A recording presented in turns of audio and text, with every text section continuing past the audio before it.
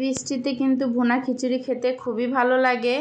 আর যদি হয় গরুর গোশত দিয়ে রান্না ভুনা খিচুড়ি, তাহলে তো কোনো কথাই হবে না। হ্যালো এভরিওয়ান, আসসালামু আলাইকুম।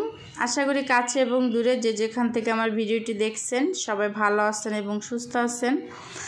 তো কে কে অলরেডি খিচুড়ি খেয়ে ফেলছেন, কারণ আজকে 3-4 দিন যাবতেই কিন্তু বৃষ্টি হইতেছে, থেমে থেমে সারাদিনই কিন্তু বৃষ্টি হইতেছে, মেঘলা মেঘলা আকাশ। তো এখন কিন্তু যারা খিচুড়ি পছন্দ না করে তারাও কিন্তু আমার মনে হয় খিচুড়ি খেয়ে ফেলছে অলরেডি বা খাবে। তো আজকে 2 দিন যাবতেই, কালকে রাত্রেও ফোন দিয়ে ওর বাবা বলছে যে খিচুড়ি রান্না করো। তো তরকারি রান্না করা ছিল অনেকগুলো, এই জন্য ভাবলাম যে না থাক, আজকে না কালকে।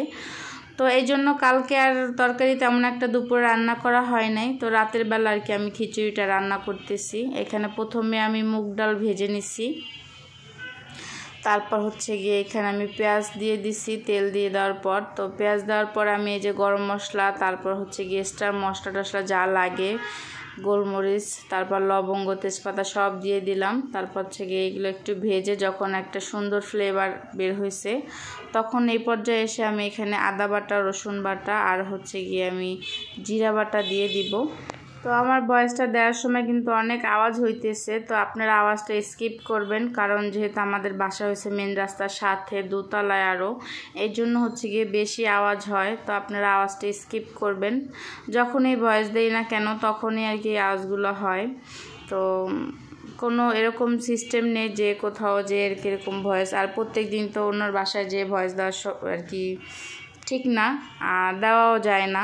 তো এই জন্য আর কি সব দরজা জানালা বন্ধ করে তারপর ভয়েস দিতে হয়, তারপরও দেখা যায় আওয়াজ আসে অনেক গাড়ির। তো আপনারা প্লিজ ক্ষমাশীল দৃষ্টিতে দেখবেন। তো এখানে মশলাগুলো ভেজে নেওয়ার পরে হচ্ছে আমি এখানে মরিচের গুঁড়া, হলুদের গুঁড়া, ধনিয়ার গুঁড়া, এগুলো সব কিছু দিয়ে একটু ভেজে নিব। তারপর হচ্ছে কি আমি একটু পানি দিয়ে ভালো করে আর কি সময় নিয়ে মশলাটা কষিয়ে নিব।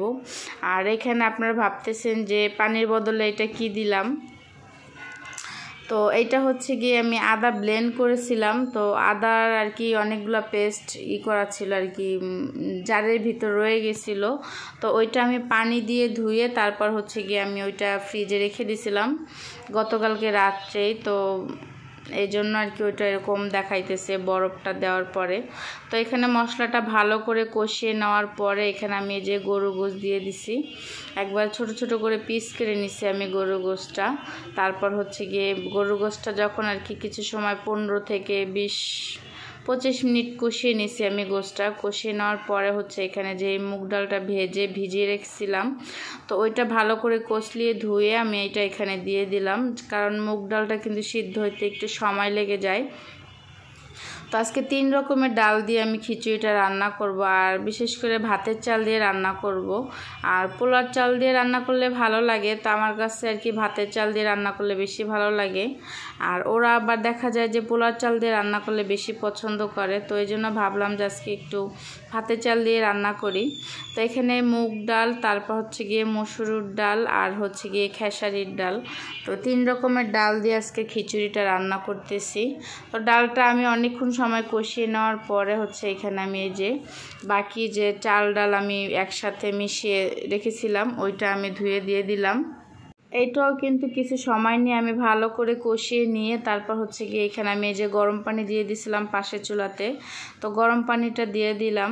তো এখানে ডাল হয়েছে 1 পটের বেশি, আর 1.5 পট হবে চাল, আর গোশত দেখলে নেই। তো এইগুলা দিয়ে আমি এই যে পানিটা দিয়ে দিলাম।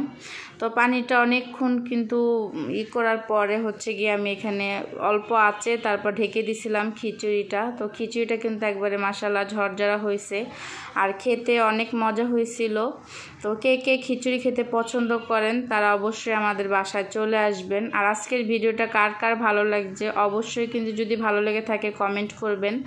আর যারা আমার ভিডিওটি দেখতেছেন নতুন, ফলো করেন নাই আমাকে, ফেসবুক থেকে দেখলে ফলো করে দিবেন, শেয়ার করে দিবেন, আর হচ্ছে কমেন্ট করে অবশ্যই কিন্তু জানাবেন রান্নাটা কেমন হয়েছে। আর যারা ইউটিউব থেকে দেখবেন অবশ্যই কিন্তু যারা সাবস্ক্রাইব করেন নাই, নতুন আছেন আমার পেজটিতে, অবশ্যই কিন্তু সাবস্ক্রাইব করে দিবেন, পাশে থাকা বেল বাটনটি ক্লিক করে দিবেন, তাহলে দেখা যায় আমি কোনো নিত্য নতুন ভিডিও ছাড়লে আপনাদের কাছে কিন্তু চলে যাবে। তো আজকের ভিডিওটা এ পর্যন্তই, ভালো থাকবেন সবাই, আল্লাহ হাফেজ।